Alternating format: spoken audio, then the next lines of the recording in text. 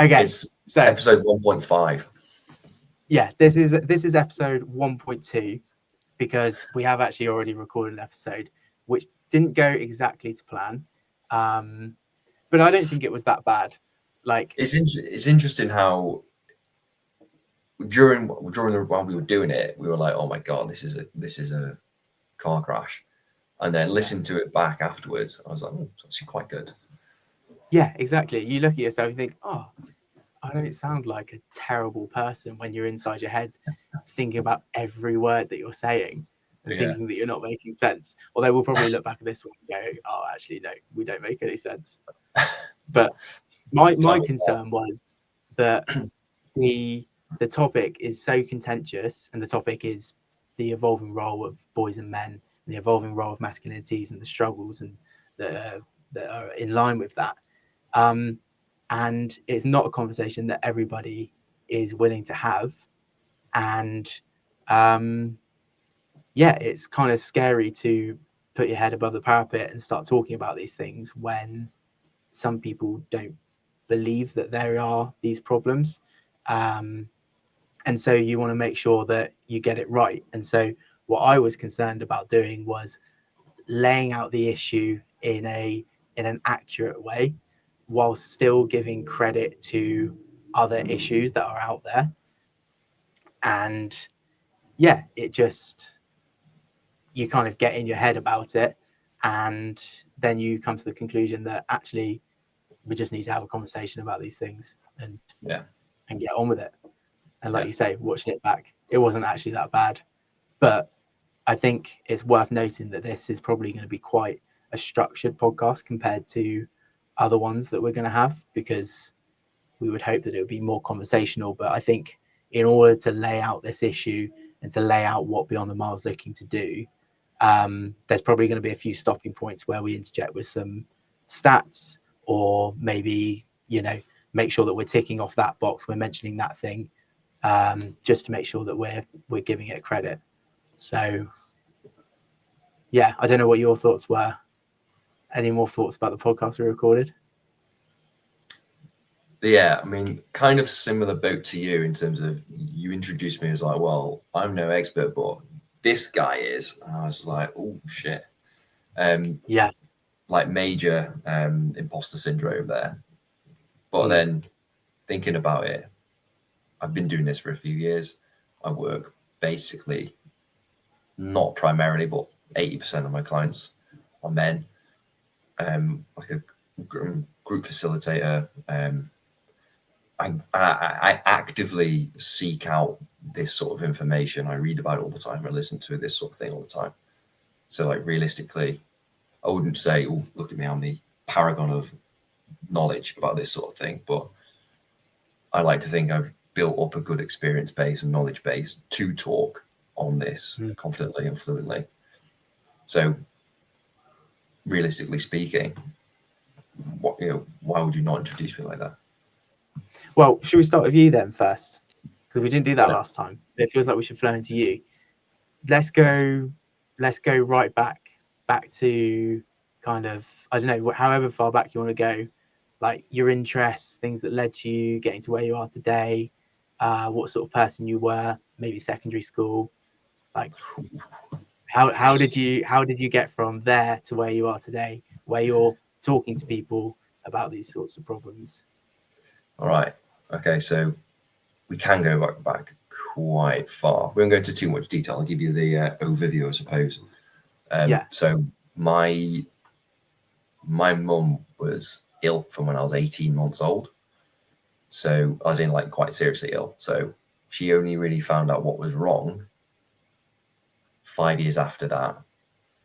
Maybe a bit longer than that actually, but then it was only really sorted in inverted commas when I was 11. So it took 10 years really. Wow. For her to get the like correct care and all that sort of stuff. But that meant that A, I'm an only child. B, she was bedridden for a lot of my childhood. So she would go for a blood transfusion once every 2 weeks. she'd be full of energy for 2 days, where she'd go around, socialize, do some shopping, do what she wanted to do. And then for the rest of the time, she'd be low energy, in bed towards the end, that sort of thing. My dad was working 7:30 till 7:30 on Monday to Friday, and then maybe 8 till 1 on Saturdays. So I was on my own a lot of the time. I spent a lot of time with my grandma and actually my uncle, who were both amazing with me when I was younger. But I did spend a lot of time on my own. I was quite a lonely young boy, let's say. So I spent a lot of time in my head. That kind of manifested in me being a quiet teenager who was also overweight. So I was bullied for that. So fat, shy, it's not a good combination. So I did start to lose weight, but I was still quite shy. A little bit of confidence came, I suppose, but not a great deal.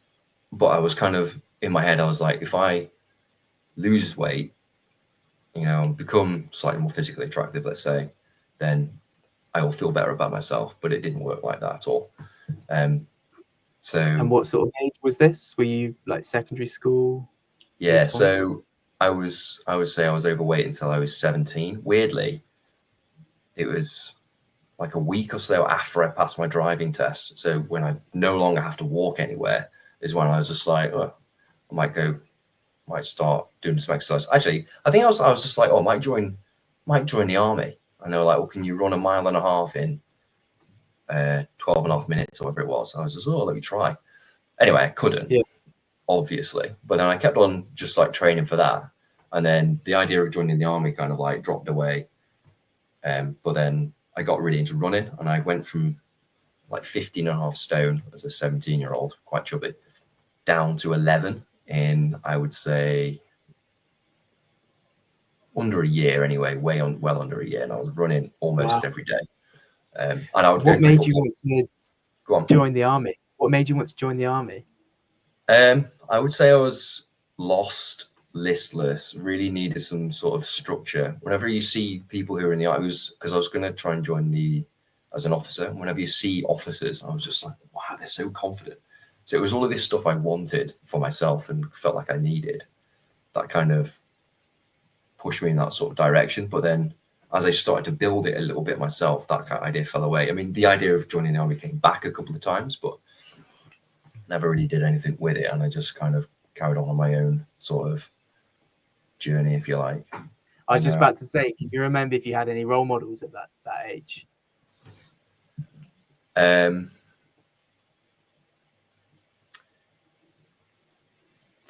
What sort of age?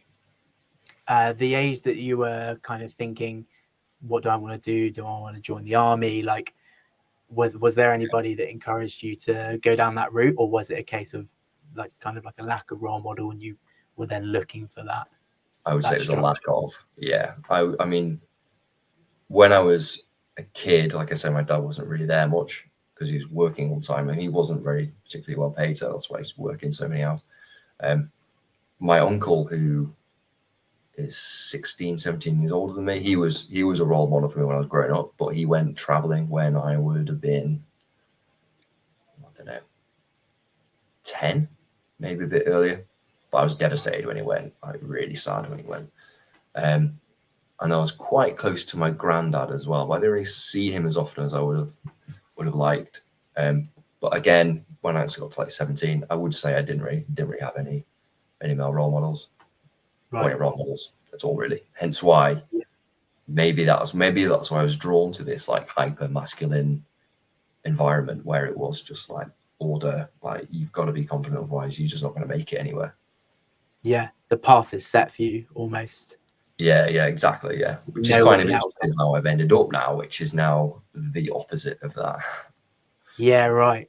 Okay, so you wanted to join the army. You then started running in order to get fit to do that. So you didn't want to join the army. Yeah. And then you had left secondary school by that point? So I started that while I was in secondary school. Okay. And then by the time I'd finished, I wasn't too bothered. I'd started going to the gym. I went to university when I was 19, started rowing, and that was it then. I didn't really think about the army for another 5 years maybe after I'd left, and I started working in a in an office. I was like, this is just hell. So that idea didn't pop up until I'd experienced office life. Right. And what did you study at university?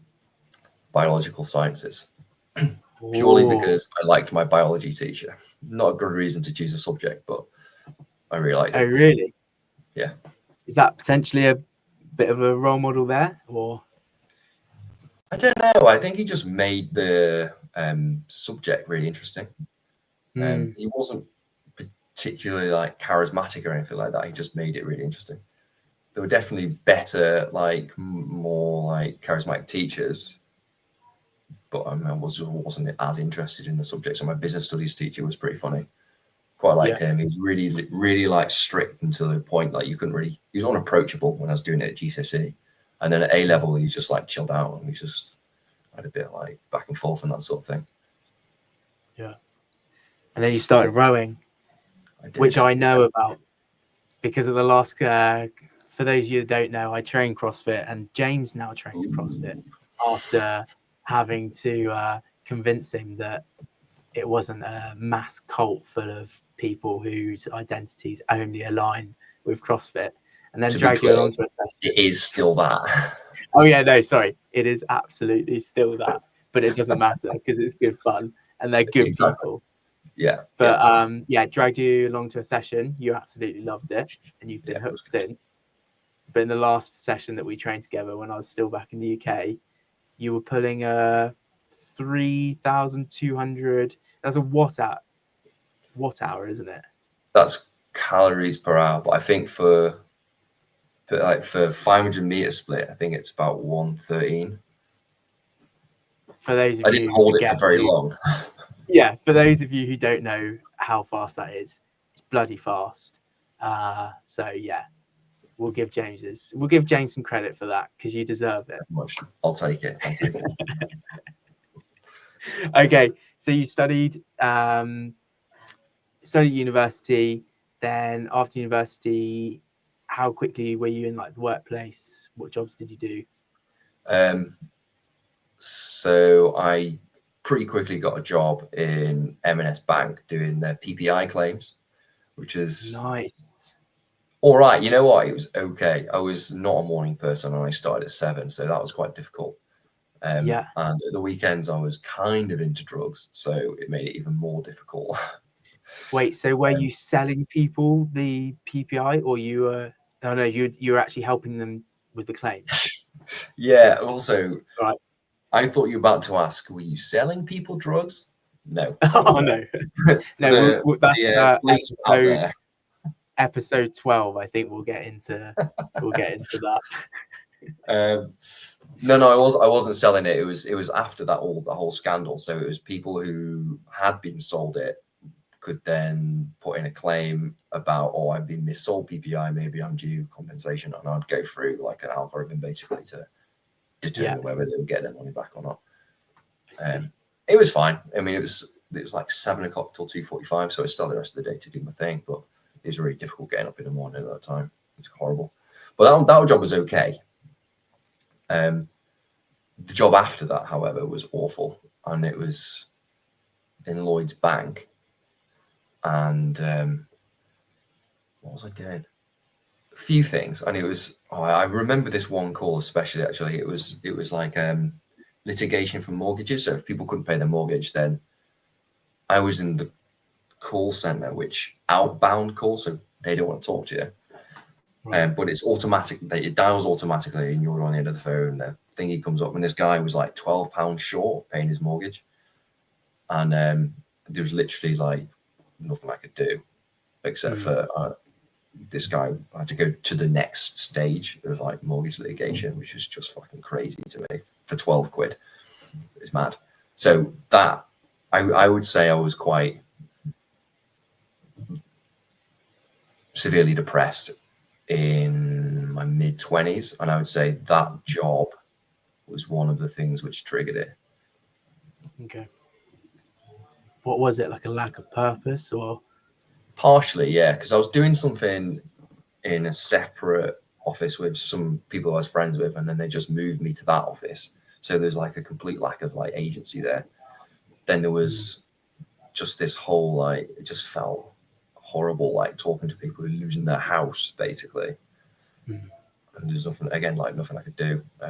It was just pretty shit. Yeah. And what was your lifestyle like at this point? Were you still like doing the running, still training? Yeah, I was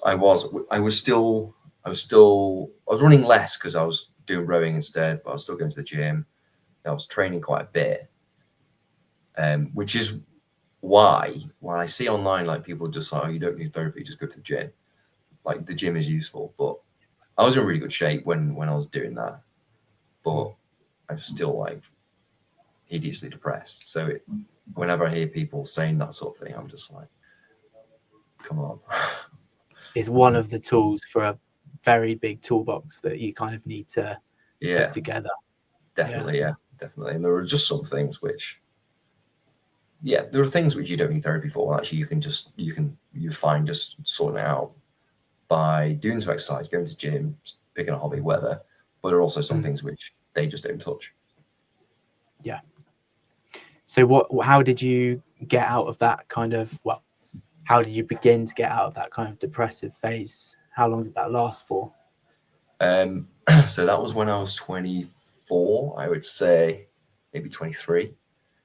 And then I would say it was only really when I got a therapist, and I was seeing him for 4 years, but it was so long because I saw him for 2 years of my training as well. But I needed that whole thing. So I would say until I was 28, so 4 years. It's a long time. Yeah. You must have learned some stuff. Dug into some boxes and opened it was. Yeah, I actually really enjoyed it as well, in a weird kind of masochistic sense. I kind of I looked forward to therapy, and I looked forward to like digging through it all, and just like sometimes feeling horrendous about it, but I kind of enjoyed it in a weird way. Yeah, I can vouch for that, for sure. Yeah. There's something really satisfying about not like thinking you know everything about yourself, because obviously if you're in your right mind, you know that you don't know an awful lot about yourself, but like you unpack something that you thought that you had, like you thought that you had everything solved, and you're like, oh, I did not know that about myself, and which means that I then didn't know that about myself. So it's like, it's just a never-ending discovery. Yeah, and weirdly as well, if you're in therapy for long enough, what tends to happen is you revisit some of the old stuff again, but from a different perspective. It's like peeling back layers of an onion, and you're like, oh, I'm here again, but actually there's these different aspects to it, and it doesn't actually mean what I thought it meant. It means something else, and it affects my behavior this way instead of that way. Yeah. Oh, it must be so interesting for you to see that over multiple clients, although we haven't got onto that yet, but it must be so interesting for you to see that across multiple clients, how that journey of not knowing that about themselves. It's awesome. And when they get there themselves, it's even more satisfying. Like sometimes people walk in if it's in person, they walk into the office sort of thing, and generally sometimes you can tell what's wrong just by how they're holding themselves, how they introduce themselves, and then give it a few weeks and they start to notice that themselves, and it's really satisfying. Yeah. Okay, I want to get onto that. So there is I know there's an in-between stage where you were medical writer. Is that the right terminology? Yeah. So how did you get into that? This was immediately after I was working at Lloyd's. So I got the medical writing job as I was working at Lloyd's. And I just wanted to get out of Lloyd's, to be honest, by any means. So I was like, I quite like writing, and I've got a biology degree. So, actually, I did want something like that, but I didn't know medical writing existed. And Francesca found the job advert for me, which is, try this, how about this? And it was like 15-minute drive from my house. I was like, yeah, fine, let's do it. So I applied for it. And this is another And where example. were you living at this point? I was Were you in London? Chester. Oh, okay. Yeah. Yeah. This is another example of what's the word I used before? Imposter syndrome. Okay. Because I got to the interview after doing a writing test. I got to interview, and it was like a group thing, and we were in the like staff room, if you like, and almost every other person there had a PhD, and I was just like, "Fuck, what is the point?"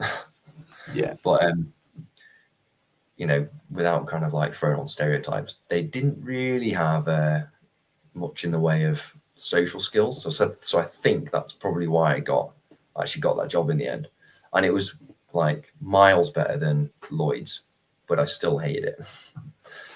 So, but I just kind of, I didn't have the mindset that you've got, which is, well, I just don't really like what I'm doing. I'm not going to do something about it. I'm going to piss off halfway around the world, explore myself a little bit. I didn't really have that. I just assumed that, well, this is me now. I've got to get a job, and I've got to make this work, and I've got to X, Y, and Z, which I guess is kind of what we're going to talk about later about like masculine expectations and things like that. But I just didn't really see it. So I was like, I need to hunker down and really do this. But I just didn't like it. There was just something not quite right. So I don't know how long it was. Go on. Sorry, can you explain quickly like what exactly a medical writer does, and also how much did that work lead to you kind of understanding different things about what it was that you were writing about? Like, how much of an understanding do you have to have of, I don't know, such and such topic that you're writing a paper on, or whatever? Okay, so what it is it's quite a broad profession. So I'd be writing articles for journals like New England Journal of Medicine, Lancet, that sort of thing. It can be from there all the way to writing patient advocacy newsletters. So obviously the audience is completely different. The level of technical understanding of the drugs and the disease areas is different. And then in between there is writing stuff for conferences, for doctors and nurses. There's going to advisory boards, writing up the reports from that, which were actually really awesome, because I remember did one for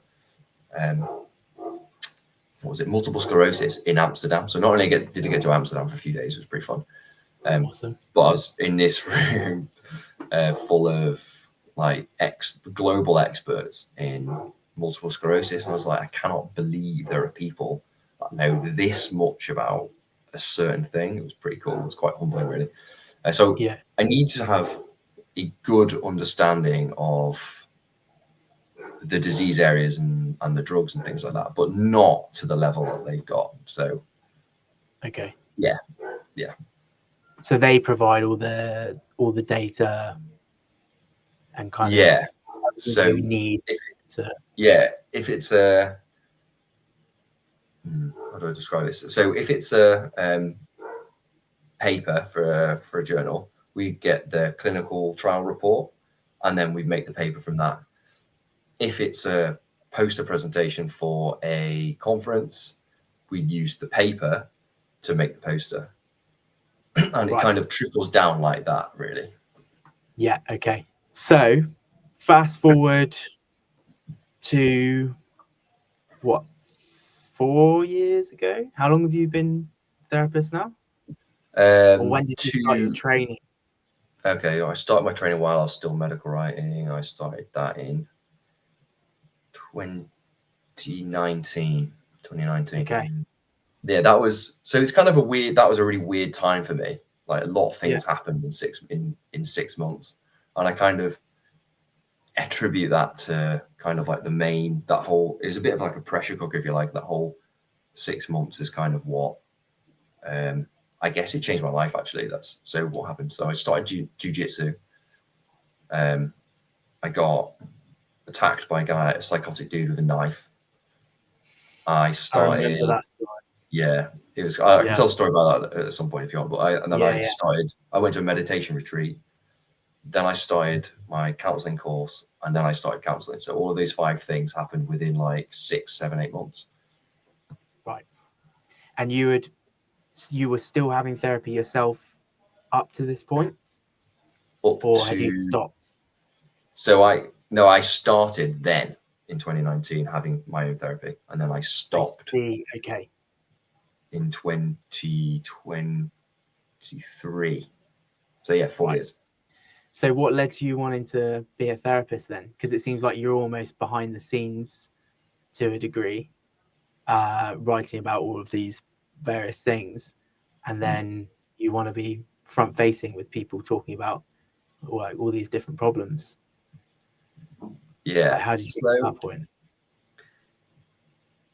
I originally got into it because of like I felt like I wasn't like enough as I was in terms of that's why I'm so let's go back a little bit to kind of explain my personality, if you like. So instead of just going to the gym, I decided I'm going to train to be a personal trainer. So I did. I didn't do anything with it, but I'm technically a qualified personal trainer. That attitude also overlays onto therapy. So I was like, I could start therapy, but I could just become a therapist and just kind of like jump into the deep end. And that kind of started when I met someone at jiu-jitsu who was training to be a therapist, and he had this kind of like grounded, like calm energy about him, which I really respected. And I asked him what he did. He told me he was training to be a therapist. I was like, well, I'll give it a go. So that's how I got into that. It was from a place of like, I'm not enough as I am. And I, basically that's kind of sums up, I'm not good enough. So that's why I got into it to begin with. And then that feeling like evolves. And as I was going through the process with my own therapist, and we were talking about male role models before, he basically became my role model. And it's very unusual that this happens, but I'm still in contact with him now, even though I'm not like no longer having therapy. I mean, meet up sometimes. He's kind of like a mentor, friend type person, which is really unusual for therapy. It's I'm not sure it's particularly common, but we get on really well. So, and he's actually my dad's age, so there's quite an interesting transference thing going on there, which was kind of going on throughout therapy itself, which was quite interesting. Yeah, that is interesting, because my understanding was that there's almost like this wall that's there where you can speak about all of these issues with somebody, and like you build a relationship in this space. Yeah. But then the point at which it goes into like more of like a personal relationship, I didn't know that was something that like you would aim for, if you know what I mean, because then it doesn't allow you to speak about all of this stuff. Is that right? Or yeah, I guess the reason why that changed is because I trained as a therapist, so there was that added element to the relationship, and he trained at the same place I trained at. right. So again, it kind of adds a little bit extra to it. And I was asking about his experience of the course. He was telling me, and it kind of just built out of that. Really, I was interested in him. The sessions were still focused on me and like all my stuff, but I was just interested in him as a person. Yeah. And especially towards the end, when it felt like we were kind of coming out of it, let's say, that he was a little bit more forthcoming with it, and we were just like chatting and things like that. Yeah. How cool though for him to see you on this journey over 4 years, where you must have spoken about some like very kind of vulnerable stuff. Yeah. And then he's all of a sudden you're now in his position where you're talking to people about these things. Like that's a pretty cool success story for him. Yeah, hopefully. Yeah. I still, like I say, I still talk to him. I met up with him a couple of months ago when I go to see him again in May or something like that. Yeah. So he's one of the reasons really that I think I'd already started to train, to be honest, but he's one of the reasons why I kept at it, I think. Yeah. And so what's your clientele like then? I know we spoke about this before, and I'm kind of aware that you've got quite a heavy split with men and perhaps young men. Do you want to go into Yeah, that a little bit? most of my clients are men. I'd say 80%, and again, most of them within that 80%, I'd say another 80% are between the ages of 20 and 40, 18 and 40. I've got a couple of like outliers who are a little bit older, but yeah, mostly young/youngish men. My clients, but like I've not deliberately set out for that. But just, I mean, just so happened that's the case. Maybe it's just that men are more comfortable talking to men, and there are way more female therapists. Like on my course, I think at the beginning there were 15 of us, maybe 14. So 15, and at the end there were 9. But of those 15, there were three males. One of them was gay, one of them was bisexual. So I was the only straight male out of 15. Cool. So yeah, today, full-fledged therapist, talking to people about all the sorts of problems that we're hoping to dive into over however many episodes that we do of this. That's the plan. Cool. What about you? Okay. Me, car. Where do I start? We got, right at the beginning. Well, I'm 25 years old now, so I haven't lived a particularly long life, but it's I've had a few experiences, which feels like it's been a long life. I think, I was going to say, it sounds like you're underplaying that a little bit. You've done loads considering your age, like loads. I've done my life's been quite work focused up to this point. I feel it feels like I've had like 3 or 4 different careers in different sectors. It made me laugh earlier on when you were talking about like how when you were doing therapy, you thought, oh, do I do therapy or do I become a therapist? I can't remember what what was the other example with the PT. Yeah, the gym and the PT. Because I've been doing CrossFit for the last almost a year now, and I absolutely love it. And in so many different ways, it's it's the fitness, it's the community, it's like it is great. I'm going to keep bringing it up, but it is great. And my thought a few weeks ago was, oh, maybe I should go get my CrossFit level 1, or like maybe I should be competing all the time. Maybe I should be a CrossFit Games athlete. Like maybe I should I can't just enjoy doing something because I enjoy doing it. Like I have You've to got to be take it to the either the extreme. best of it. Yeah. Or I need people to perceive me as, doing it to its fullest extent. Not that I just enjoy it and I like the people. So yeah, that's been a running narrative in my life where I've had an interest in something, or I've stumbled upon something, and then I've just wanted to kind of take it to the nth degree. So I kind of you were going like every day of the week, weren't you? Yeah, it was pretty intense, multiple days a week as well. Sometimes not taking rest days, which isn't the right thing to do.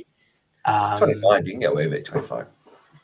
Yeah, I think so. Although my knee is saying different at the moment, and although this is kind of fast forwarding a little bit, I'm currently in New Zealand and I'm in Auckland at the moment. Actually, sat in a booth in a hostel.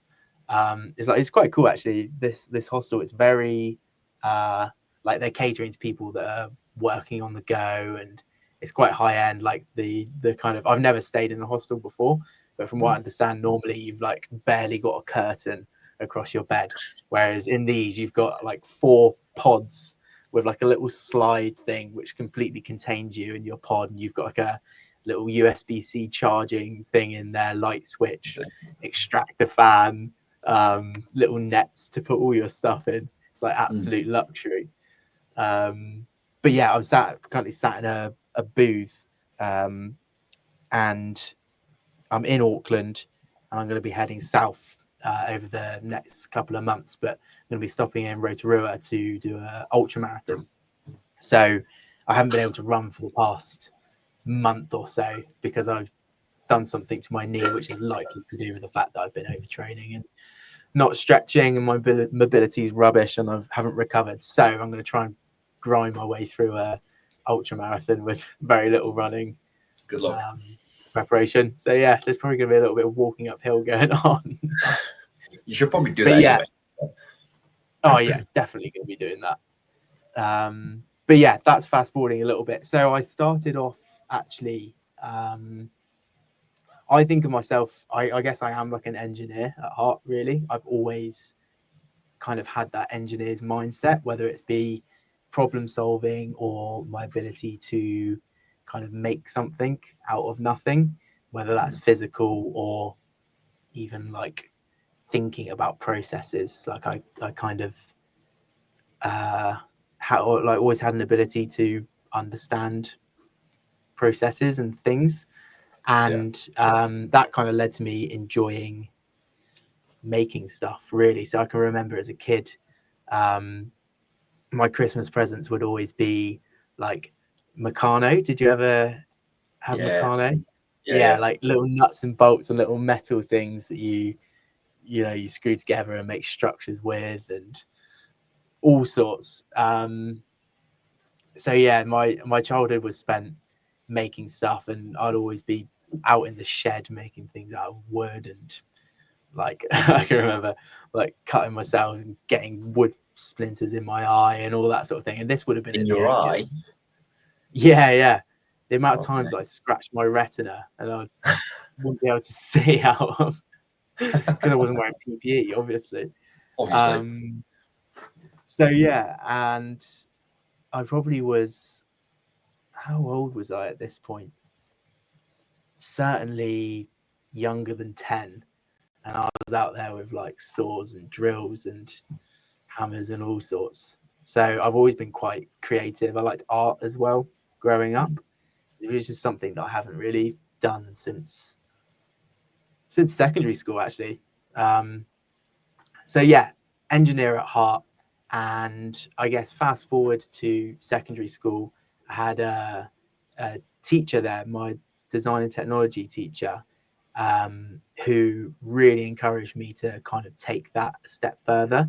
We had this competition where it was put on by Jaguar Land Rover, and we had to build this remote control car from scratch, and it had to get over, like, we had these different competitions that were dotted around the country, and there were different obstacle courses, but we had to go and we had to put a presentation together, we had to put like a design spec together, and we actually had to build the thing, and we had to like market it and everything. So it was this whole spectrum essentially of what you would do with like building a product through to almost like a startup in a way. Like you had to go from building the product to marketing it to like presenting it almost as if you're going to pitch it to get some money or whatever. And we were doing this at secondary school, and we did it for like 3 or 4 years. So we were traveling around the country, and we did really well with it. Learned huge amounts. Still good. Yeah, like really put me in situations which you wouldn't expect to be in at that age. And yeah, I'm really pleased that one, my teacher at the time put his time and effort into kind of facilitating that, and two, kind of making the jump to be out of my comfort zone to do that. What was the relationship like with that teacher? Because it sounds like we were talking about male role models before, weren't we? It sounds like that was like one of those things. Yeah. It's interesting when you talk about the relationship you've got with your therapist, because I still see that teacher now. Like he rides mountain bikes, so we ride mountain bikes on a Friday, although I haven't done it too recently. Meet up for coffee, have a chat, and like have a really good relationship. And I think that was really important. I've got lots of ideas coming into my head with lack of male teachers and all that sort of thing, and lack of male role models. And he was certainly somebody at that time who you could look up to and you could rely on, and he was willing to put in the time and effort to facilitate you improving as a person, which I'm very grateful for. Sometimes that's all you need. Just someone to give you a bit of encouragement, really. For sure. And it's not something that, it's not something the other children were doing. You know what it's like at secondary school. Like, you've got all sorts of different people with all sorts of different opinions, and going around doing some engineering competition wasn't a particularly favorably viewed thing. No, it's not cool activity, is it? It's not the rugby team. It's not and at that point as well, I'm just trying to think of timelines here, because a lot of what you were saying resonated with me a lot. With, I was quite severely overweight up until probably early stages of secondary school. So what's that, 12, 13, 14? And almost like a switch overnight, I decided I wasn't happy with that. Got to some probably more dangerous areas of eating habits, but that soon turned into... Sorry? How so? You say more dangerous areas of eating habits. What do you mean by that? I think about this a lot. I had thought about this a lot. Again, the sort of mindset that I have is, if I want to do something, I'll do it no matter what. And no matter how difficult it is. The thing that I wanted to do was I wanted to lose weight. So I felt better about myself, was healthier, looked better, was more popular, had interest from girls, all that sort of stuff. The quickest way to do that is to stop eating. So not particularly healthy. And I'm probably aware of that, but very effective. And it got me to where I wanted to be. And for some people, it's not as positive of a picture as that. But I managed to come out the other side of it, still with some I'm probably now, over the past year or two, I've got the most kind of healthy habits with eating. And I'm really pleased with that and comfortable with that. But I managed to get out the other side of it, lost the weight. You were toying with anorexia, kind of on the borderline of there. It's kind of what you're saying. Yeah, for sure. Which is difficult to say, especially on a podcast. That other people are going to listen to. But that's the uncomfortable truth of it. I ended up actually fainting and knocking out my tooth. So really? This bad boy here. I hadn't noticed that. Well, when I smile, you'll see it.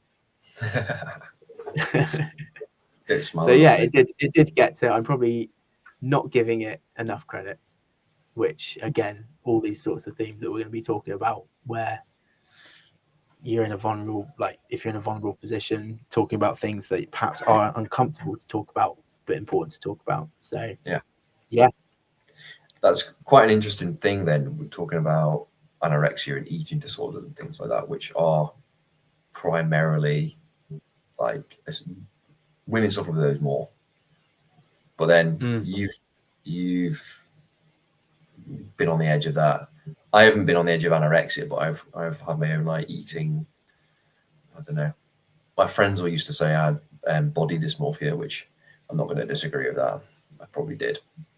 And again, more associated probably with women than men. So we've got two people here, kind of similar sorts of experiences with food and dieting and eating and exercise and all that stuff. So about the age of 15 at that point, then actually the teacher that I was talking about, I can remember one lunchtime he brought up this video. We were talking about something, and do you know the Bring Sally Up, Bring Sally Down challenge? Oh yeah. They did it in the military, and I think originally in the military it was with like pull-ups or something like that. But there's also a press-ups one. And I think like the group of people that we were doing the competition with, we all tried it or something, and obviously failed because it's really difficult to do. And then I can remember over the next 30 days, I did that every day. And then I think it was like on the 30th day, I managed to get right the way through it. And that was kind of like my introduction to kind of physical challenges. And then I started training. We bought like a home multi-gym, me and my dad. So I started training at home. And then did that for a few months, got really into training. Then I was catching the bus into town every day to go to the gym. How old were you? 15. 15 when I started that. Yeah. Which is quite young actually, isn't it? Yeah. Because I think it was like, no, because I didn't do teen gym at the gym that I went to. So I must have been training at home for over a year or so.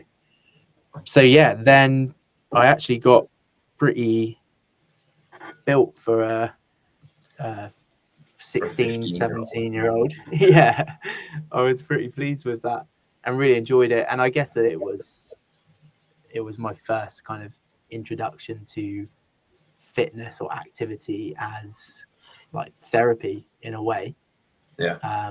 Which I know you spoke about earlier on, like different forms of therapy. But yeah, I just loved it. Then I got my first girlfriend. Ooh. And I feel like I probably stopped going to the gym then for a period of time. What's that? So you I got the girl. Yeah, exactly. Yeah. It's like the perfect love story, isn't it? But still dabbled about with it then.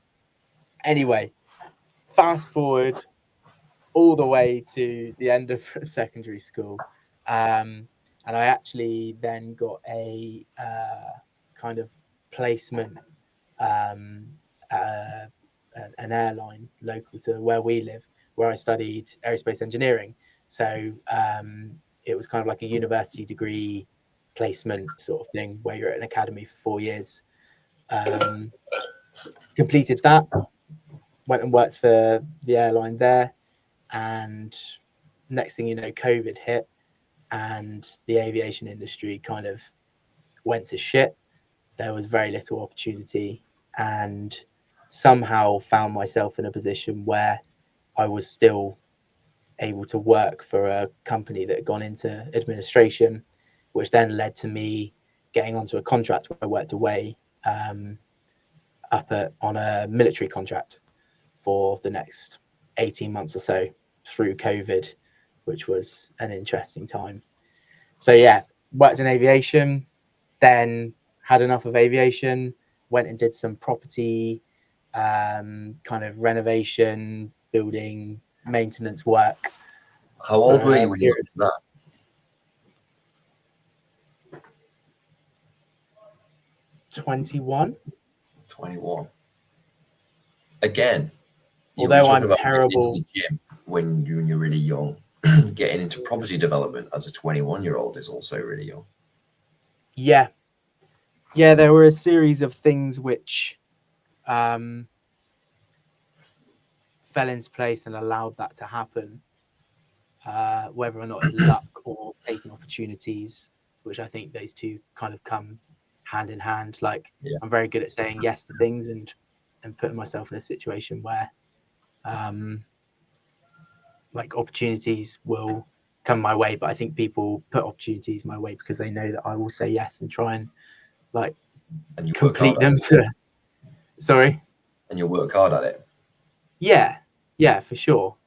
So did that, had enough of that, and then landed myself with what I've been doing over the past 18 months or so, which is building a startup in the sustainability space related to marketing and communications, which again, completely different shift in a different space. But I enjoy having to get up to speed quite quickly with something like that interests me. Like I feel fulfilled and excited by that. So Yeah. yeah, that's come to an end, which is probably episode 49 to talk about. And That might take a few now episodes. that might take a few episodes to unravel that one. Yeah. But again, talking about the positives of it, building a startup is just a journey of like different emotions, having to do things and fulfill roles that you never realized that existed, let alone you could do, speaking to people that you think you have no authority speaking to. So the imposter syndrome's there. Yeah, you just literally have to do everything, which is great in a way. A lot of this is you putting yourself like way out of your comfort zone. A lot of the things you've spoken about. Yeah. Yeah, and I'm not. Do I know why that is? I don't actually know why that is. Why I look to put myself out of my comfort zone. I know that putting myself out of my comfort zone, I've seen that doing that has positive outcomes most of the time. So I guess I've seen that pattern and I'm going to continue to do that. Yeah. And then, yeah, today, I guess the ultimate putting myself out of my comfort zone is having all those things kind of come to an end. I'm now sat here in New Zealand on my third day in the country, having left the UK. And I'm going to be traveling around to different parts of the world over the next year. Well, part of that, I suppose, is raising awareness for some of the stuff we're going to be talking about. Maybe also, like, I was thinking also from your perspective, it's going to be really interesting to look at how different societies and cultures treat their men and boys. And you're going to be able to experience that firsthand. Yeah, it's interesting. We'll get on to, or I'll explain a little bit more about kind of where this podcast has come from and the broader issue that Beyond the Mile is looking to speak about. But given that topic, which is the evolving role of masculinity and the problems that is having for boys and men, and the kind of big outcome of that is increasing rates of suicide. I guess that's kind of the broader explanation of it. I find myself like observing things in a different way. And I was sat actually in the restaurant. That's not a restaurant. It's kind of like an eating place in this hostel. Kind of sounds is a like restaurant. A restaurant. Nice. Going by the rest of it. It's quite nice. I'm trying to like paint this picture of me being like in this grotty hostel, but it's actually quite a nice hostel. So there is a restaurant. But I was sat there and I was just observing people. I was sat on my laptop and there was like a group of girls over in the far corner, all like laughing and giggling, like in a really nice way, like they were just having a great time. There was another group of girls over the far side. Then there was like another table of people over there. And then like just dotted around the restaurant, there were kind of probably like 6 to 8 just individual men sat by themselves. One looked like he was journaling, one was reading, one had a pint in his hand, like the others were on their phone. But it's just really interesting to kind of observe the world through this new lens that I found myself getting into. Like, why are you all just on your own? Yeah, it's worth noting, and they're all of similar age as well. And the other thing that I observed this morning, I went and got a bagel from this place down the road, and there was a group of older guys there, but they all turned up at different times. So one turned up in his classic car, the others kind of turned up one by one on their classic motorbikes, and they must have been in their, I don't know, 50s, 60s sort of age. And again, it was a group of men that met up and were all talking about their bikes. Like one turned up and I heard him saying, "Oh, like, had to deal with an oil leak out of the garage before I arrived." And then he started talking about like his week and stuff like that. And it's all these kind of groups facilitated around activities or like interests. Yeah, like there's something to take the focus off the individual if you need it to. Yeah, It's exactly. It's almost like a torch, isn't it? Yeah, it's almost like you need something to warrant you, or to, I can't think of the word, to allow you to, yeah, exactly, to speak about these things, to speak about your issues. But yeah, go on. It's like having this thing which you've all got in common, like bikes or CrossFit or jiu-jitsu, whatever the hell it is. It allows you to kind of open up a little bit, but also you can pull it back whenever you want, because you've got this common interest where you can talk about that instead. It's like I guess it almost functions as a defense mechanism. A lot of people just use humor or whatever else. Whereas in these these groups and these scenarios, you can just talk about your bike again. Yeah. Or that workout was tough to go, wasn't it? Bloody hell. That sort of thing. Yeah. And so's the rest of my week. I'm doing this, I'm doing that, I have to deal with this. Blah, blah, blah. Exactly. Yeah. It's like the men in shed movement, isn't it? Yeah. Like men want to go and fix a lawnmower or a chainsaw or whatever it is. And that's the only way that they're prepared to talk about these more broader issues that they're having. Yeah. So, which I guess leads on to speaking about Beyond the Mile more broadly. Yeah. So as you've probably realized, whoever's listening, there's quite a lot of like self-discovery work that's been going on for me over the past year or two. I've kind of always had these kind of self-improvement mentality, but it's been quite work focused up until the past year or two, and I've been having these thoughts around kind of like, how do I want to show up in the world, more broadly, but how do I want to show up in the world as a man? How do I want to show up in relationships, professionally, all these sorts of things. And essentially what I realized is that it's really difficult to answer those questions, and there aren't many role models in the current way that society is structured to kind of direct you in a way that I feel that I resonate with or feel comfortable with. So that led to me kind of diving into this topic a little bit more deeply, and I came to the understanding that I wasn't the only one facing these issues. In fact, men all over the world, and in particular young men, are struggling with these same questions that I'm asking myself. And you do a little bit more digging and you come to realize that the outcome of this is that we have very much increasing rates of suicide amongst men, and in particular young men. And that's the sad reality of the issue.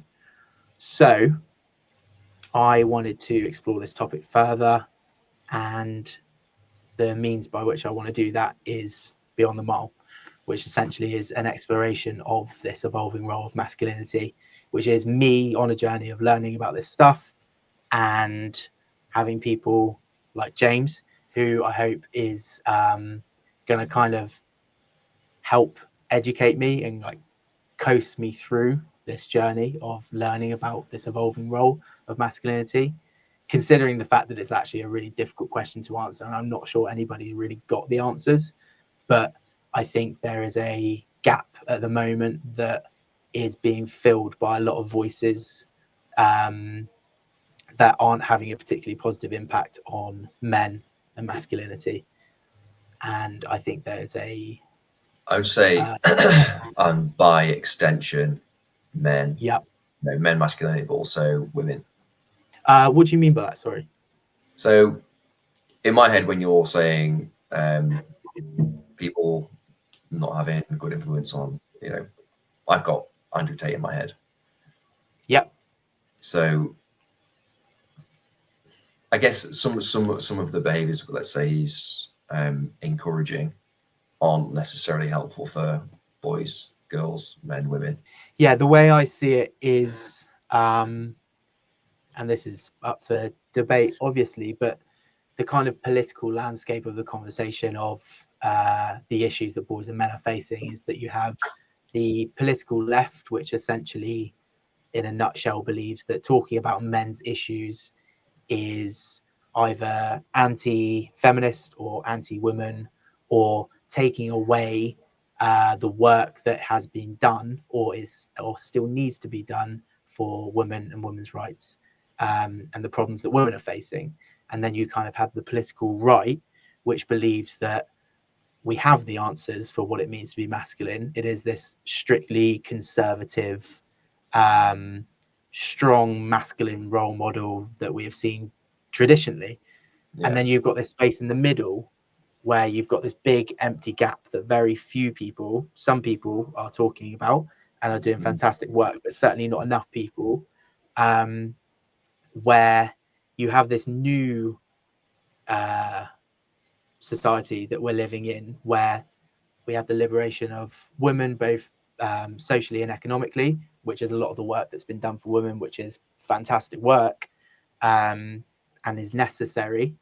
But it leaves this gap in the middle where things are very different now, perhaps for what it means to be a man and to what a man's role show up. And, what exactly? What's the role of the man? So I think there is a conversation to be had about the new role of masculinity, not a conversation about how do we get back to the old way, which I believe is the argument of the kind of more political right, red pill, strictly manosphere space, and not talking about men's issues in a way that takes away any of the attention or the fantastic work has been done or is being done for some of the issues that women are facing. So it's like, what can we do in this part in the middle? What positive role models can we have for men? And how can we normalize this conversation? Because I think there's a lot of men that are experiencing these issues, but not quite understanding why that might be, or not feeling like they're allowed to talk about some of the reasons why that might be. Yeah. Hopefully that outlays my opinion on the problem. I don't know if you've got any thoughts on that, or if any of it didn't make any sense. Yeah, that does make sense. And we're talking about like people are either extreme. There's always been extremes, but in the past it was set up like a bell curve, wasn't it? Most people are in the middle. We've kind of got agreement on things, whereas it's not so much like that now. It's like spike over here, kind of comes down the middle, and a spike over here. That's not to say everyone's gone fucking crazy, but it's quite a polarizing topic. Well, a lot of people have gone crazy recently. It's kind of true. I think we're living in a particularly polarized world at the moment, it seems. That's yeah, I would agree with that to an extent. But is it that everyone who is like extreme, are they just the loud ones and there's like a silent majority in the middle, or is a lot of people just gone to the extremes? Or even what the right perceives as extreme of the other side, is that how they perceive themselves, and vice versa?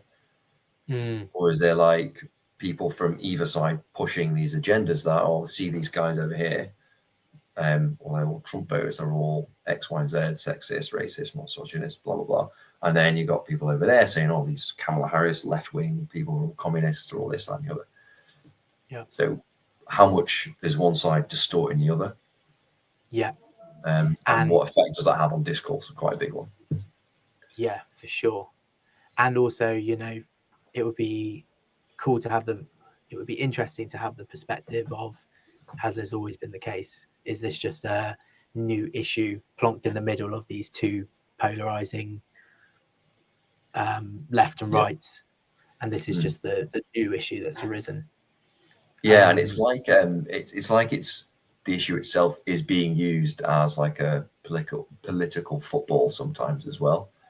In that it's just like point scoring. Like, people often forget about the effect that what we're talking about actually has in real life on real people. But people, like you kind of alluded to earlier, people are using it to just stir up a little bit of rage, anger, hate, whatever else, to get clicks, to then get money, etc., etc. So it feels to me like it's being used as like a vehicle to get attention, but the people who live it every day are just being forgotten about. Okay, so in relation to that, I think it would be interesting if you could to lay out what is masculinity, essentially, whether that's traditionally, like, what are the characteristics of a masculine person? Because you can have, my understanding, you can have masculine men, masculine women. Like, what are the characteristics of masculine? Is that the Do you right mean word? like, how do you mean? Because that's a really big question. We're talking about whose view of this? Are we talking about like a traditional sense? So yeah, I guess we've just touched on how. Sense. I guess we just touched on how difficult of a topic and question this is, hence the problems and all that. Okay, masculinity. You're seeing a client. What would you perceive as traditionally masculine traits, whether they're positive or negative? Okay, it's still a really broad, difficult question to answer, but we'll give it a go. Okay. So, do we need to define masculinity about what like a good man is? Are we talking about certain traits which are like around today, certain traits which have been maybe stood the test of time or cross-culturally, that sort of thing? Okay. So I guess where I'm positioning this question from is my understanding of somebody that that is displaying masculine traits would be that they are more willing to take risk, more able to adapt to stressful situations. Yeah. Which then results in like perhaps being more entrepreneurial. I remember talking to you about this a while ago, but that video with Ben Shapiro and that like circle of like liberals who are going to ask him questions, and that trans person comes up, and they, female to male, let's say, get the chair, they spin it around, and they sit there like this, and they have this like fake kind of confidence and bravado, and like, oh yeah, I'm like really cool. That kind of trend, if you like, is kind of illuminating in one sense in terms of what do people who aren't men think masculinity is, and we can look at that and think, oh, they're confident, they're like rude. I would say that person was relatively aggressive. She wasn't listening to what Ben Shapiro was saying. She was just asking question after question. There wasn't really any kind of like linking it together. So what is one sort of perception of masculinity is those things, like, and there may be different ends of the spectrum of a certain trait. So aggression maybe is that. It's assertiveness, but the other end of it maybe. So there's that. And then what is masculinity from somebody else's perspective? Strength, resilience, like leadership, those sorts of things. But then you can take those too far. And what's the other end of those? What's the other end of those traits? Like empathy is another one. You can't be a good leader without being empathetic. You can't be strong or resilient without, let's say, courage. So I love C.S. Lewis. You're probably going to hear me talk about it a few times, but C.S. Lewis said that the virtue which underpins every other virtue is courage, which actually, if you think about it, makes complete sense. So if you want to use your strength, you need to be brave, you need to be courageous. If you're going to decide in a situation to not use your strength, you also need to be courageous if it's the right thing to do. So I think kind of based on that,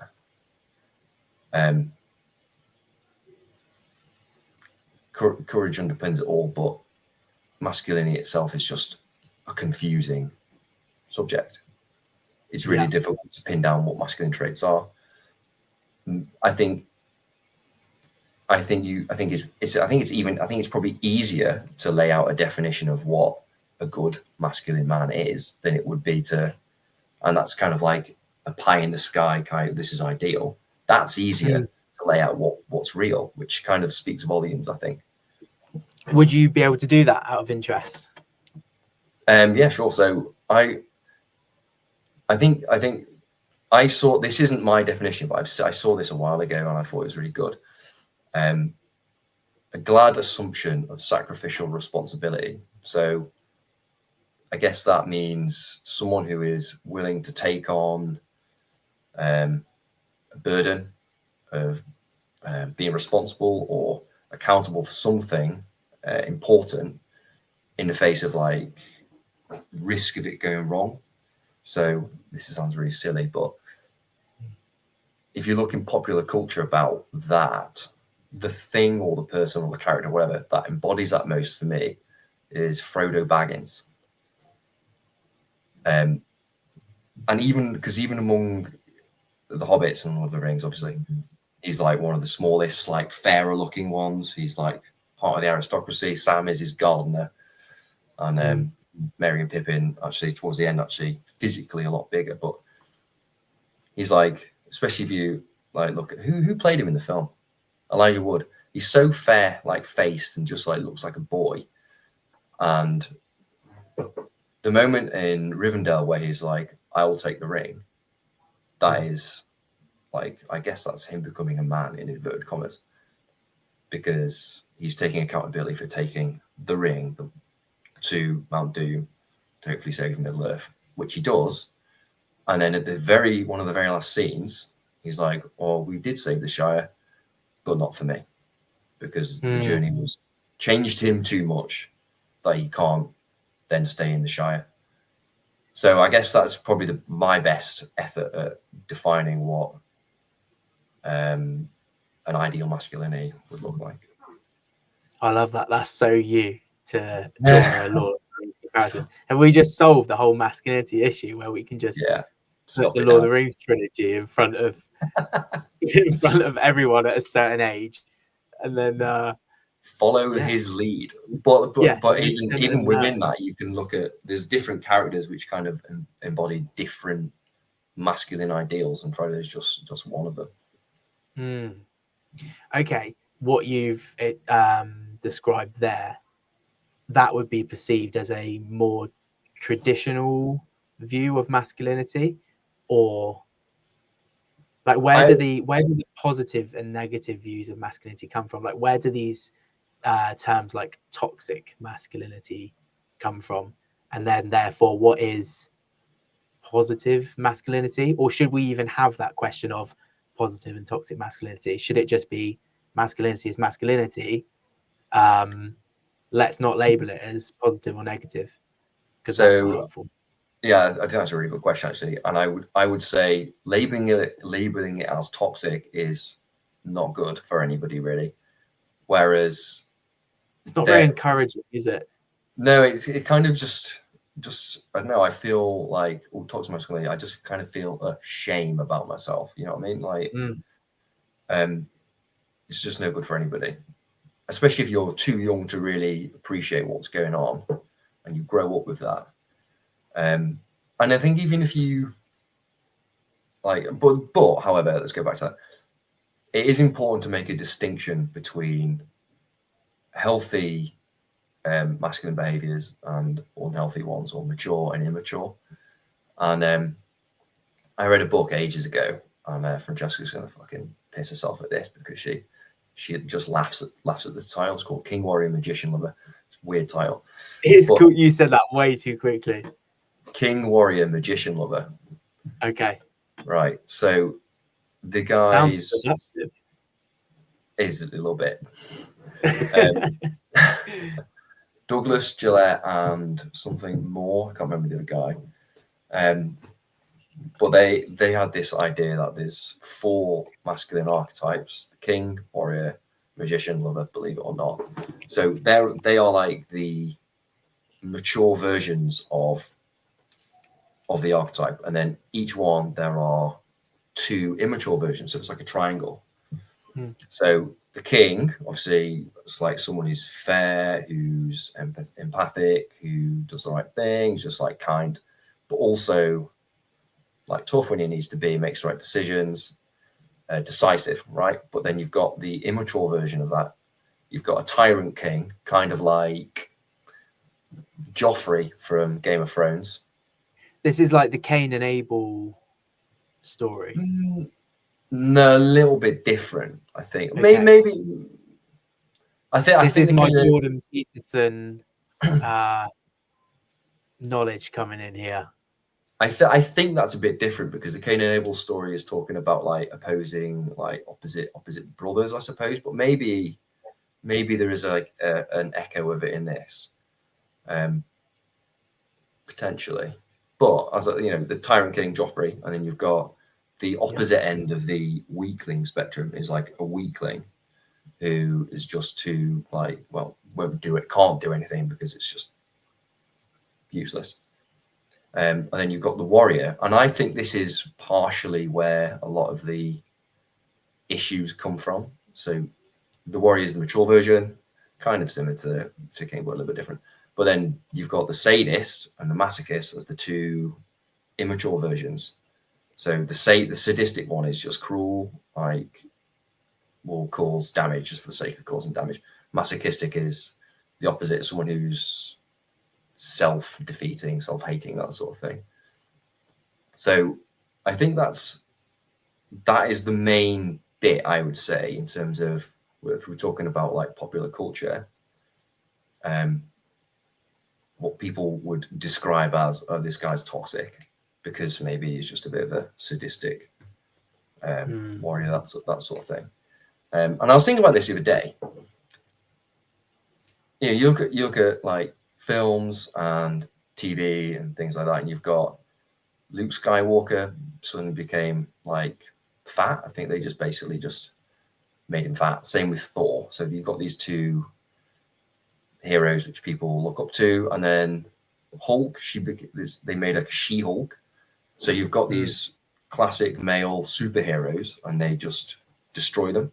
And it looks like it's a conspiracy, doesn't it? Like from like people like up there, like Hollywood, trying to keep men from becoming masculine, healthy masculine men, trying to keep them kind of boys, if you like. But I don't think it's a conspiracy, to be clear. I just kind of think that people who are in power, have cultural power, have political power, have maybe been hurt by a man at some point in their life, and this is just their kind of like projection, if you like, and they're just trying to, I don't keep themselves safe in a way. Seems to me like there is. It seems like there is just like an overwhelming lack of understanding of like these masculine behaviors. Yeah. Whereas it was so clear traditionally that these masculine behaviors facilitated men going out to work to put bread on the table, or we go back even further, men having the strength to protect their family from, you know, lions or tigers or whatever it is from entering the cave or whatever. Men having the courage, I guess, amongst other things, to go and hunt for food, all that sort of stuff. Like they're very simple, this characteristic means this. And at that time, it was more catered to men being able to do that. Now we have a society where we have kind of leveled the playing field for men and women to have the same opportunities, which again is great. Work that needed to be done, still lots of work that needs to be done, but we're still in this situation now where we have this landscape, which then makes those roles for men much more unclear. Yeah. Like kind of what you're saying then is, you know, that traditional gender roles and jobs were based, in like the past, when we talk about like hunter-gatherer societies, were based around the psychological and physical capabilities and specialties, if you like, of men and women. So the men would go out and hunt because they're bigger, they're stronger, they're faster. The women would child rear because they are, generally speaking, more empathic, and well, they're just kind of built for that, aren't they? As I'm finding out in the last 9 or 10 weeks. Yeah, and it was hence your lack of sleep. lack of sleep, exactly. But like these roles were a response to the need to survive. It wasn't like one sex oppressing the other. It was, we need to survive. You're good at this, I'm good at that, so we'll just do that. It was like an obligation and a responsibility to each other. And we didn't have an oppressive CEO at the height of the hierarchy of the caves that was facilitating men going out to hunt for food. Exactly.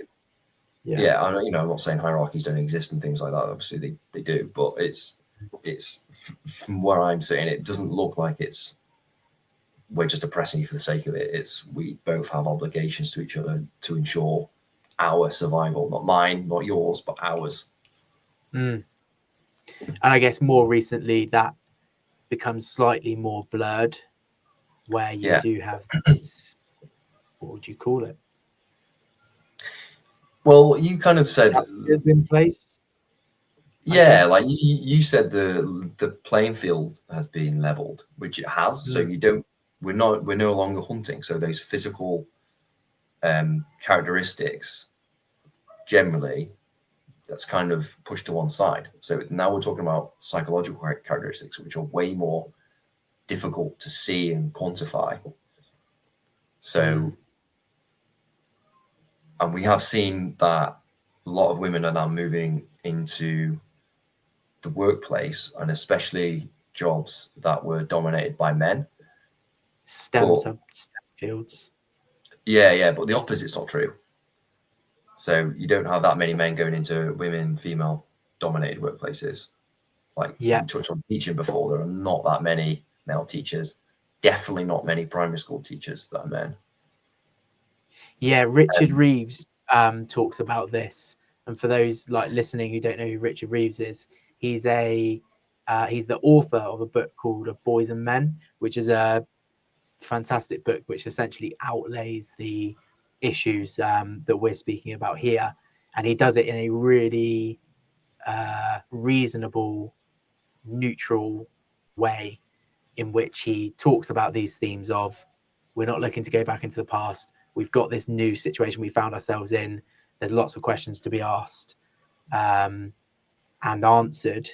And yeah, he talks about it in a way which is really savoury to both men and women, I would say. It's quite just to interject. It's quite interesting how you frame that there as well, because in order to like plot out a course, like the things which men and women do generally sprout maybe from the environment, from what's going on, from society, from culture, from all that sort of stuff. So in order to, we're talking about how can we make things better, we need to, as you just kind of touched upon, figure out where are we right now. Which is why I think this conversation is important, because I don't think anyone's really got the answers to what do we need to do yet. I think it's just a case of normalizing the conversation, which, like as I was saying, where Richard Reeves talks about how we've encouraged women, again, rightly so, into STEM fields, so science, technology, engineering, and maths, which weren't traditionally male-dominated fields. But then he talks about these other areas which he calls heal sectors, which is health, education. What is it? Health, education, administration. Yeah.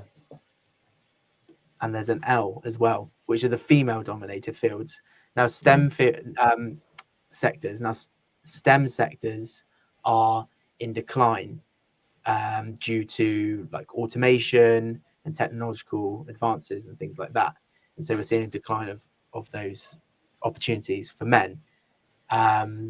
Heal sectors, for example, are on the increase, but which is good, but we're not seeing the same encouragement for men to enter those areas of work as we did women into STEM sectors. Yeah. So, you know, if you're a man, you know, like we still say male nurses, don't we? Yeah, that's a good point. I didn't even think of that. Yeah. And it's almost like that's an acknowledgement of I'm a nurse, but I'm a male nurse. It's like, yeah, I'm not quite comfortable just saying that I'm a nurse. And you know, how comfortable are people? Well, we see it, don't we, with a lack of male teachers, a lack of male psychologists or therapists. Sorry, like there's so many of these areas that men don't feel comfortable being in, but it's vital that men are going into those areas, especially. And I don't know if you want to touch on this as well, like male role models for therapy and for education as well, like how important those things are. But we're not seeing those conversations or policies put in place to push that. Yeah, that's a really good point about the policy. I wonder. Firstly, I wonder how much that would help. I don't know. But also, I remember seeing. I think it was this guy called George from the Tin Men. He was talking about how, when women have a problem, it's like, oh, how can we do something? How can we change society? Can we make some legislation to help? But when it's boys have a problem, it's like, well, you need to sort it out. And I don't even think it's malicious. It's just kind of, I don't know, normal, isn't it? We just haven't caught up yet. Like, and again, I keep saying it, and we've spoke about caveats before this, but there's been a lot of work that's needed to be done to level the playing field for women, and that's taken away a lot of. Hasn't taken away a lot of resource. It's used a lot of resources and attention, which has left this area which people don't perhaps perceive as being a problem, which is the problems of boys and men. So it's like we're just waiting for conversations like this to happen, to get to that kind of critical mass where people like mainstream see this as a problem and prepared to do something about it.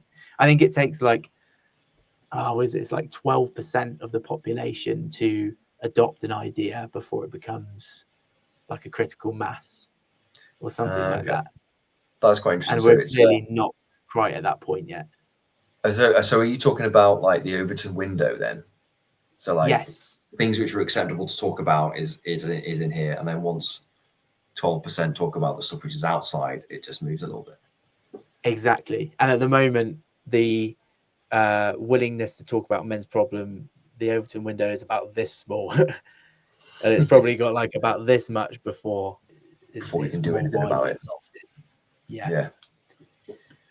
Okay. And on the subject of the issues that kind of we're like talking about, STEM areas and heal areas, the other areas that kind of fall into a result of these issues is, and again, like I say, just want to make sure we lay out this really well. So it's like the areas of work, education, and family and fatherhood, essentially. So there's just some statistics here. So in relation to work, the workforce participation for prime age men, which is 25 to 55, has dropped from 96% in the 1970s to 86% today. Christ, wonder what they're doing.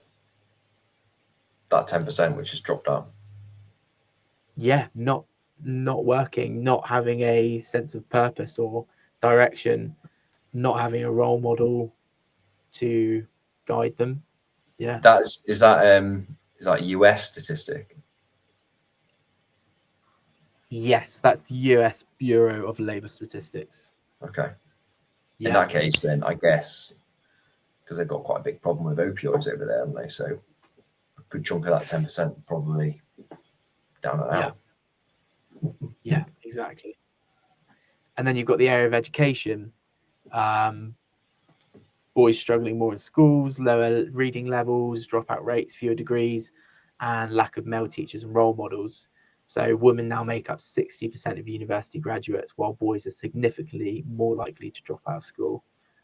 Again, we've had this leveling of the playing field where we want to get women into universities, women with degrees, and they've just blown us out of the water, which is great for them. But again, we're here now today where we've got this problem where what's quite interesting about this one though is that this is almost like a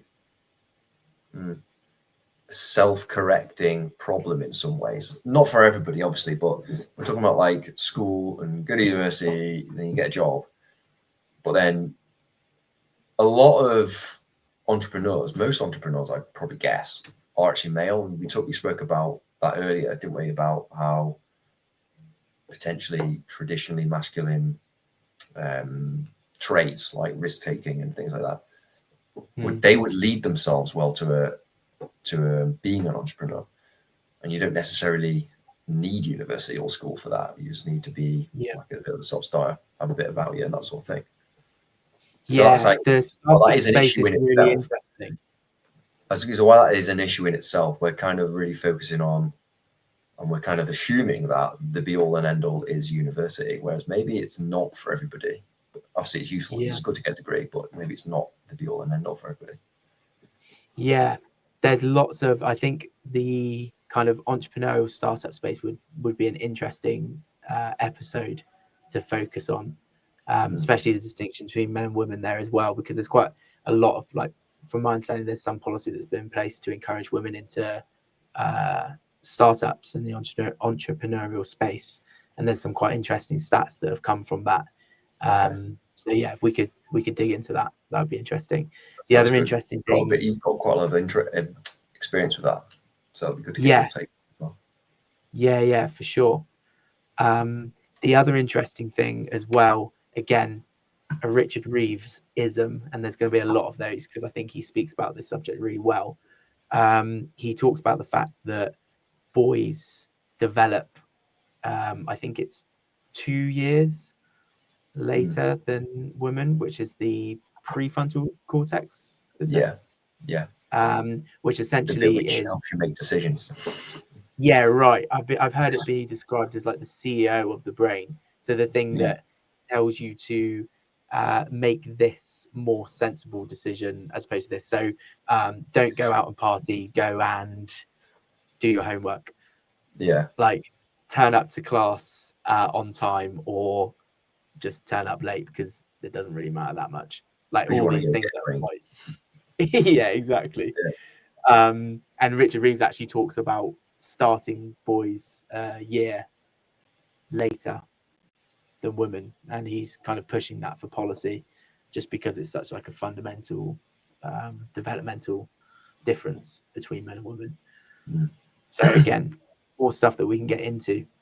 And the final area is family and fatherhood. So how men's role changing. The role of fathers isn't what it used to be. Less provider, more co-parent, increase in single mother households, fewer male role models, and how this impacts boys growing up. So 1 in 3 children in the UK grows up without a father in the home. This is, again, like we spoke about this before, didn't we? And like about how to be careful to frame this, in that we don't want to be pointing fingers at women to be like, how dare you raise a a son in a single parent household that's very irresponsible. Like, clearly it's not an ideal situation, but it's not necessarily that the dad's not living in the home. It's just the issue is more the lack of male role model, like we spoke about before. That is the main cause of the problem. So if you are a single mother and you've got a son, if you can, maybe if he's got a good relationship with his dad and he sees him often, that's obviously a really good thing. But if you can also get him to find like a mentor type relationship with an older man, then that's goes quite a lot of the way to solving the problem. It's not perfect, but it goes some way to solving the problem. Yeah. Out of interest, could you name, or would you be comfortable naming a public figure that you look up to as a positive male role model? Interesting. Jordan Peterson was a massive one for me, actually, when I was medical writing. I just listen to his podcasts all the time, listen to his just lectures, really. So he was a really big one for me. If push came to shove, that would be mine too. Yeah, I'm not sure about now exactly, especially not a public figure. What makes you say that? Because I'm asking you a question, but I'm also following up with my opinion. My opinion first is I've kind of seen this when I first started listening to Jordan Peterson and read his book.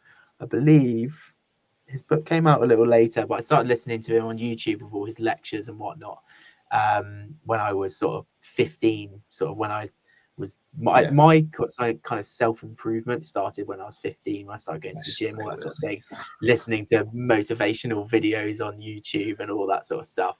I don't think podcasts were really a thing then, but more just listening to his lectures and like compilations that have been put together.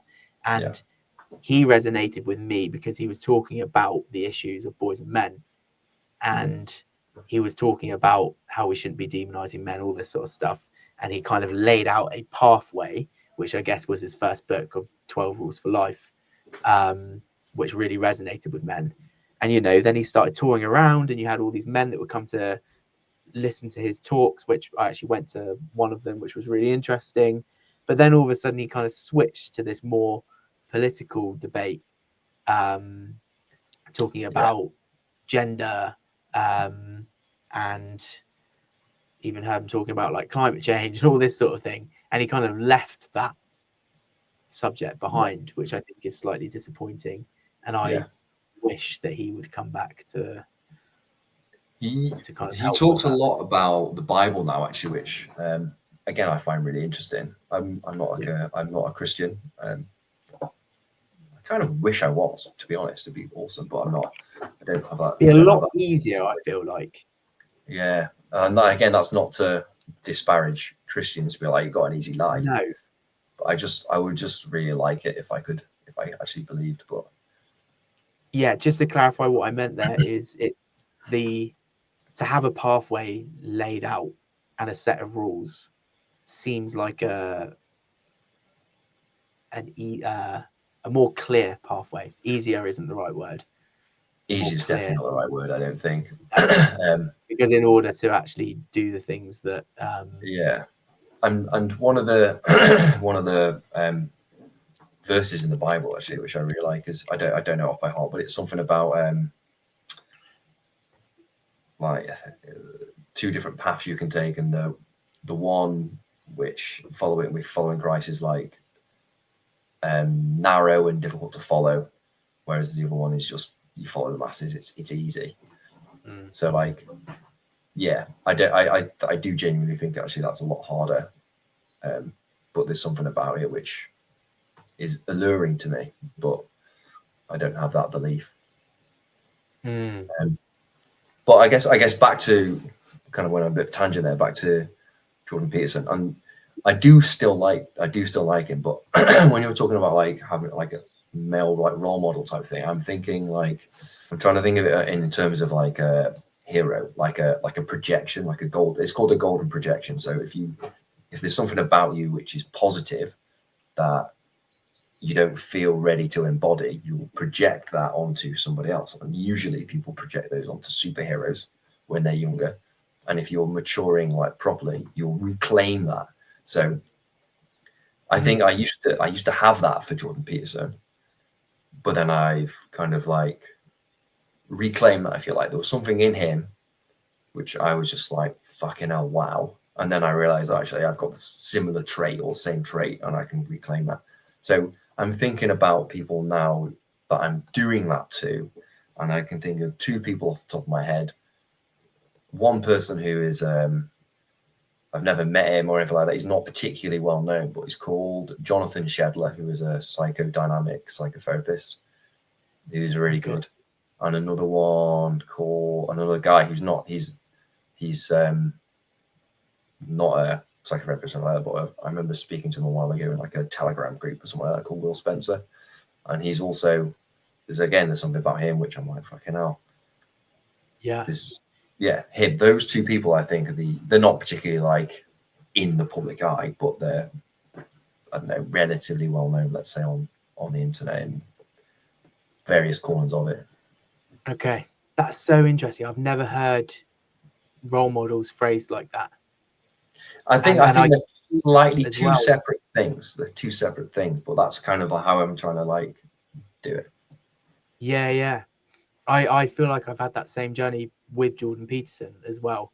Like I feel like I've taken so much from him, and a lot of those now are my like quite positive attributes, I feel.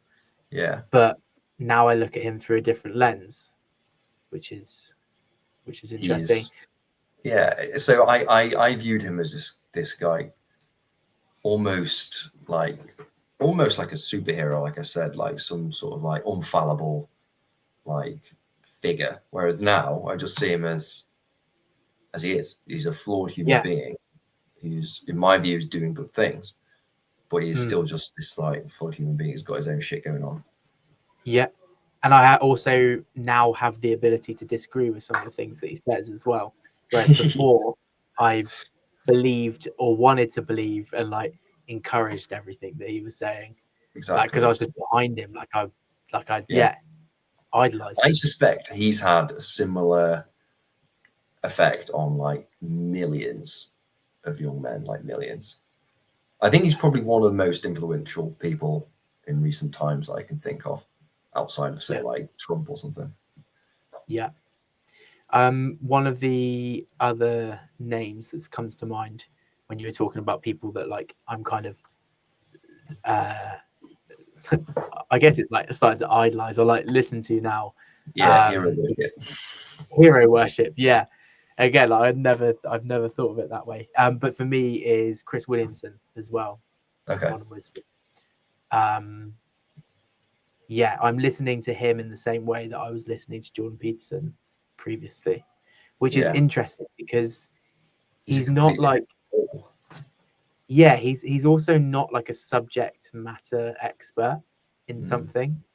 He more facilitates conversations with subject matter experts. But he's been doing that so long now, kind of like Joe Rogan, for example, where he's built up his understanding of the world and he kind of projects that a little bit now. And I think now that he's doing that, I'm kind of resonating with him more rather than the guests that he's getting on the podcast. Interesting there. That's quite cool because now with this podcast, you're taking on his role. Hadn't thought of that. Yeah. Interesting. All these things that you don't realize you're doing. Yeah, I know. Hence the therapy. Yeah, exactly. I'm just going to flick through to make sure that we have covered the things that we wanted to cover. Because like I say, this is kind of like a bit of a laying out the field episode. Which I think we've done to a degree. So. Not too many tangents. Way better than the first time that we did it. Yeah, I agree. I think having a bit of a chat beforehand helped. Yeah, definitely. I feel like I spoke about myself a little bit too much, but same. I think I did as well. But we can cut we'll down a wait bit. for feedback on that. When people say, "Oh, just shut the fuck up," no one gives a shit about you two. Start talking about this bloody issue that you said that you were going to talk about. No one cares about your. No one cares about your childhood. Cut stuff out if you want. You're more than welcome to like cut most of that out. Well, I guess we'll let the market of 2 people that are going to listen to this first episode give some feedback and tell us what they Good ideas. Yeah, good idea. Yeah, exactly. Yeah, I think the only thing really to talk about now is the awareness campaign that's being launched. Yeah, let's do it. Because we've been talking for how to get involved and what's next.